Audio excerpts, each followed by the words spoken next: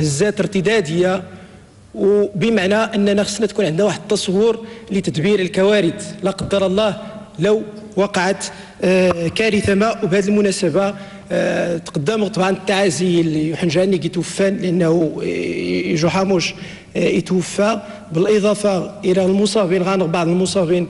فنتمنى ان شاء الله انه يعني وان كانت تجيبوش حالات كبرى، ولكن السيد الوزير خصها غادي يدير تفكير عميق، لانه وجه المنطقه زلزاليه خاصه الجانب الصحه خصها غنغير يجن تصور وإناث باش نعاون جميعا من اجل تقديم خدمات صحيه للمستوى الساكنه المنطقه.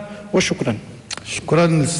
اخيرا تناكد ان داك الشيء اللي قلتي لي باش نحاول نسمح لي انا ما بغيتش باش نجاوبك بالعربيه، لان هذا ما يقال على ذاك الطفل الله يرحمه اللي توفى لا علاقه له مع الزلزال، اؤكد امامكم لا علاقه، غير باش نوضعوا الامور في نصابها.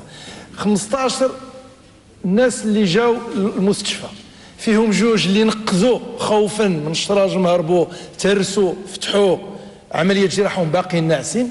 كاين امراه حامله حتى هي وشده شويه جات وخرجات، وكاين اخرين بالقابس. وهذا يعني هذاك الدري الله يرحمه وسع عليه 8 سنين كان عنده ليبيليبسي، هذاك مرض الصرع مرض مزمن وكان كيجي في حالات الى اخره. فجا التزامن ديالو في ذاك اللي وقع. ما خصناش عاوتاني غير ماشي تنتهرب ولا شي حاجه باش ما يوقعش واحد الهلع، واحد اللي لو كان سميتو غنقولها. يعني ذاك الطفل الله يرحمه وسع عليه هذا النهار لا علاقه له مع يعني هذا الزلزال اللي وقع. شكرا لكم.